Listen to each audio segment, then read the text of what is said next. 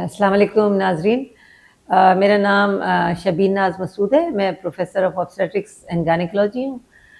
मुझे बड़ी खुशी है कि मैं आज ये मीडिया फ़ोकस पे अपनी कुछ गुज़ारिशात करने आई और ये मीडिया फ़ोकस को तकरीबन 2 साल हो गए हैं और मैं मुबारकबाद देती हूँ असदुल्ला भट्टी साहब को कि उन्होंने इसको बड़ा कामयाबी से और बड़े अच्छे तरीके से इसको रन किया है।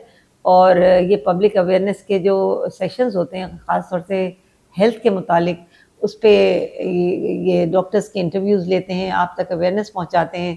तो मैं समझती हूँ कि ये बहुत बड़ी पब्लिक की क्या कहें कि खिदमत है एक तरह से।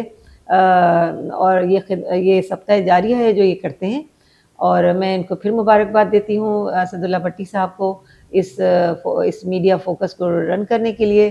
और मैं समझती हूँ कि आप इस चैनल को ज़रूर देखें और लाइक करें और सब्सक्राइब भी करें। तो शुक्रिया बहुत-बहुत। अस्सलाम वालेकुम।